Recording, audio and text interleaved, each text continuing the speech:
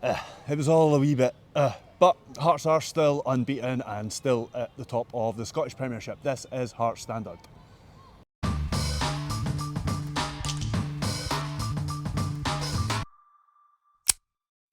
This is Hearts Standard. I'm Craig Cairns. That's Joel Sked. We've just watched Hearts draw 1-1 with Dundee United. Joel, one of the more disappointing, frustrating performances of the season. But I suppose the silver lining is that Hearts are still unbeaten. They still managed to walk away without losing the game where, I don't know, Dundee United did have their chances, but I suppose positive that the unbeaten run's still going. Yeah, absolutely. I think it's one of those where, on reflection, Hearts didn't do enough to win the game. Felt a draw was a fair result, but actually Dundee United were perhaps the more threatening side as the game went on. I thought, and Derek McInnes' analysis was pretty spot on in terms of the basketball nature of the game, the frantic nature, how elements, the large parts of the second half were played. You were mentioning to someone else. Were played like the last 5 minutes of the game, and it just. Well, that was McInnes' words as well. He said the last 25 minutes were played like the last 5 minutes. Exactly. That's how it felt, and it just felt like from the beginning a really messy game, and it goes back to like the starting the lineup just didn't click, and we spent a lot of time in the first half watching McInnes get instructions on the pitch. He was speaking to Finlay, he was speaking to Halkett, he was speaking to McEntee, he was speaking to Harry Milne, he was shouting at Claudio Braga. It just didn't click, and he of course said that he felt like he probably had one too many attacking player on the pitch. And when you looked at the starting 11, I think every Hearts fan would went, "Oh, that's nice. That's attacking. That's quite exciting." With Kabore, with Kazaridis, with Shanklin, with Braga, 4 really attacking players. But no, it just didn't quite click. And then you take out the Baningime dynamic from it as well. So overall, it was quite a frustrating afternoon. I thought it was summed up by right at the end, Kazaridis, when he gets down the left hand side and he just clips the ball into the keeper's arms, and that was it. It was. I know we'll come on to talk about the stoppage time, the lack of, and you've got this confidence and trust that or belief that Hearts will score, will eventually come up with something. But today it just felt a wee bit different, whereas Hearts could have played for a number of could maybe still be playing now, and it's like I'm not sure found the second goal to win it. Yeah, it was interesting that he spoke about not having the control because Hearts had a lot of the ball, as you've mentioned. McInnes has already spoken about how it was too much of a basketball game for his liking, and Hearts didn't really create too many clear-cut chances off the back of it. And it was interesting that he spoke about it was control. He wasn't speaking about decisions in the final third. He wasn't speaking about the way they approached the game. It was the control that they had, and it goes back to skip ahead again towards the end of the game. Rather than just believe in their ability and believe that they're the better team, they'll create something. It was all far too rushed, and there was a bit of that. And I felt like the first half, I don't know about you, but it just felt like Hearts never settled. They just never settled into their shape or into their rhythm, whatever it was. Exactly, it did, and that kind of played into the messy nature of it, and it allowed Dundee United to spring forward, and they looked dangerous on the counter attack. Lucas Stevenson early on down the right hand side.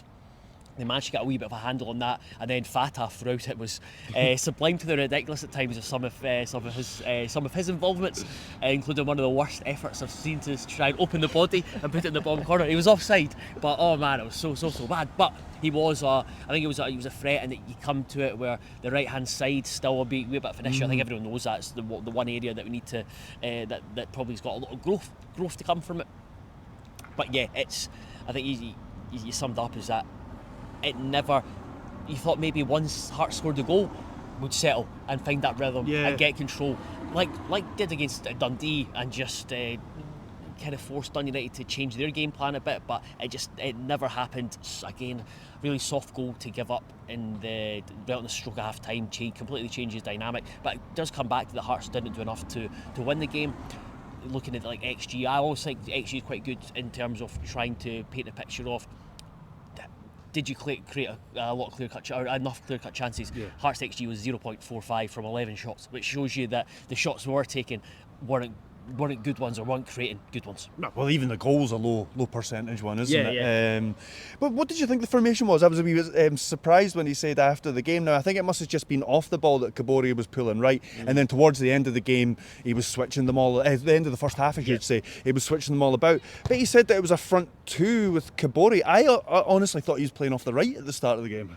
Yeah, we were trying to work out. You did at one point say it looked like Braga was The playing, 10. there was playing as a 10 behind them. So yeah, sometimes when you look at it, it's like, oh, that was when it works really well, it's really fluid and it looks natural. That didn't really happen today, and it just never really settled on it. Players being like Braga came across to the right, Braga went across to the left, because Aridas came across to the right and then back to the left. Kabori was. There was at one point you wondered, is Shanklin playing on the right hand side? Just because he was picking up positions. So that must have just been the front two switching positions rather than.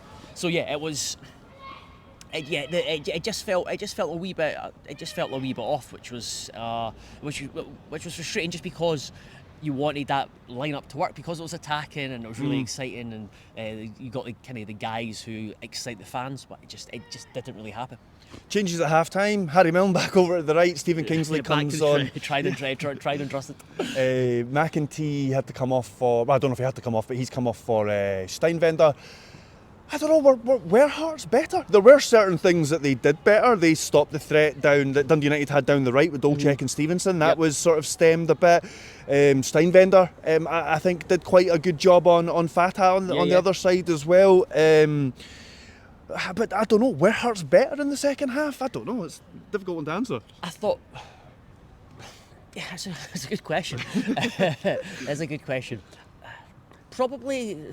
I don't know. I felt maybe a bit more reliable, but a bit more solid. But don't think there was a massive improvement. I think Dundee United were a bit happier to sort of sit in the second half a bit as well, I found. Yeah, I think they picked and chose their moment, but moments more kind of carefully, and the more it was, they had a good balance where they didn't look like they looked like they were happy with a point, but they were still trying to win it rather than just sitting in and soaking up the pressure. But again, the changes that were made got into some good areas at times. There were some nicely worked moves, got to the edge of the box, but the final pass wasn't there. The final opening wasn't there. Maybe a player would take a touch. I'm sure the one in my head was Harry Milne. It's like he's about to have a shot and then it just gets nipped off his nipped off his toes. So yeah, it was there was loads of moments where you just like, that's kind of just sums up Hearts afternoon. That sums up Hearts afternoon. Good to see Aju. Promised he'd be fit. He came on. It was a bit of a strange one for him, wasn't it? I think Hearts were maybe a bit more direct than he maybe would have liked to after he came on, and also I think there's maybe a bit of rustiness there with him not playing for so long, as Derek McInnes says, he's missed his pre-season, and he's still not quite on the same wavelength as his teammates as well. So I think that all added up to, you can see there's a player there, but it all kind of added up to again, fitting in with the theme, a bit of a frustrating appearance for him as well, I thought. Yeah, I thought there was times when he took the less risky pass, went safe. Went to the keeper a bit too often. And it went sideways. But then there was a moment in the first half where, a moment in the second half where like the fans were like urging him to, because they had loads of room, just like drive into the space, drive with the ball into the space, and that's kind of what you're hoping to get from him in the middle of the park. Is you're wanting him to be that number 8, like kind of our box to box driving force with the ball. And he was a wee bit tentative when he did it, and then he kind of played sideways, and then Hearts fans kind of urging him. It's like, oh, I better get a move on. So yeah, it was.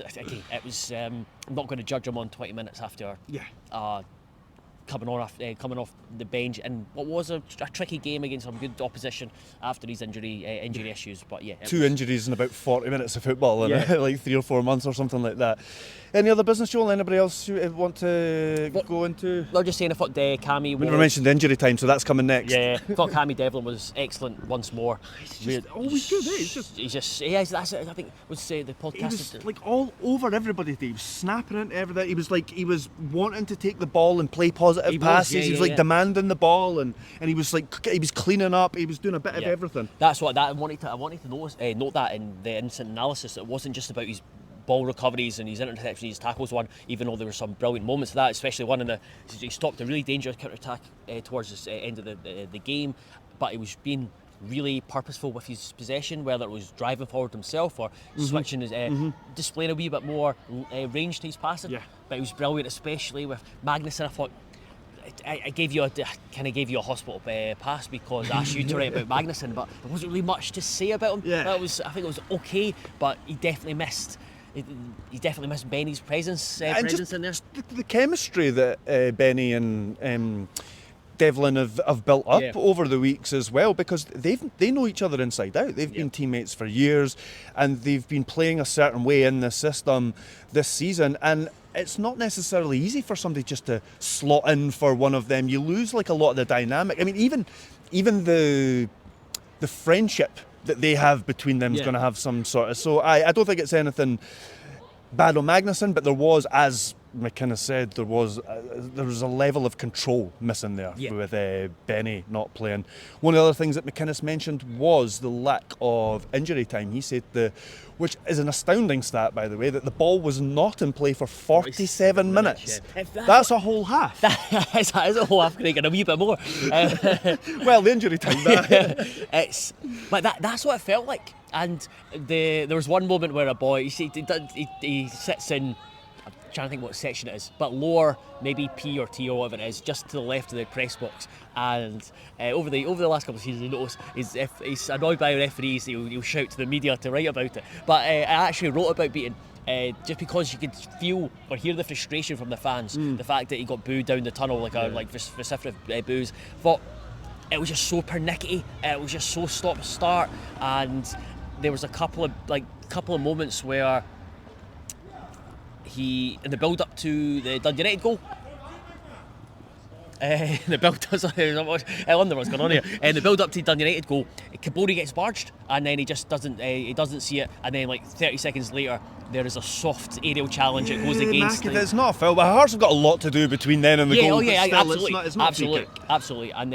And then in the second half, this goes to the Halkett suspension, the yellow card. Is that, I think it's Fatar Kamara pulls back Kingsley, right in front of Beaton, doesn't give it, and then Halkett makes a challenge where he flew into it. He should not be flying into it like that. I think he was wanting to keep the attack going rather than, he wasn't like trying to take the boy down or anything like that. But once you fly in like that and you catch him, I think it's probably a yellow card. Yeah, I think the like McInnes' view and Halkett's view probably were different on it. But yeah, the stoppage time was ridiculous. 3 minutes for. There was two injuries. There was Hearts had three substitution windows. Three substitution windows. Two disallowed. There was two disallowed goals in the second half. So, and it gets to 3 minutes, and I think McInnes was out. There was injuries like just as the injury time was going up as well, wasn't there? Was there not a long stoppage for injury just before that? And there was a Stevenson one earlier in the half. Stevenson and Savelge, I think, were the two. Right. So I don't know where he got 3 minutes from, and I think it was. Other fans of other clubs will be like talking about sour grapes and saying the Hearts are rattled, but I think it was a fair point, and I think it's a point that Hearts fans, like my mates in the group chat, they had mentioned it. They was like, this is ridiculous, and I think Hearts fans appreciate what McInnes would be saying.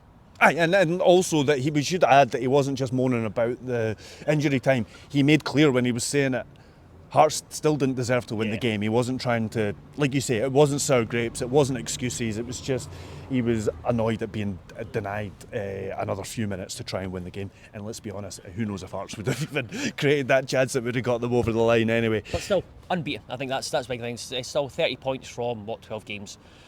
2 week break now, that's a frustration. It's gone into the international break. 2 week break now, go up to Tawdry and let's just win there for the first time in I know. 70 years. Oh my God. But I mean, that was, just to finish off, that was one of my questions in there. It does kind of show how far, I said farts rather than Hearts, so when I was asking the question, it shows how far Hearts have come, that submitting to all the other week, they said it felt like a defeat in the dressing room, and then they're saying that after today it feels like a defeat. So that does show you how far Hearts have come in a short amount of time. Yeah, absolutely. There's going to be setbacks. There's going to be disappointments, and the fact that you're disappointed with a draw when not playing well against a good Dundee United side shows improvement. But yeah, still a lot more to come from this Hearts side. A lot more to come indeed, and let's hope we see some of that up at Pittodrie. We will have between now and then plenty of stuff going up on heartstandard.co.uk. I've linked a couple of articles in the description.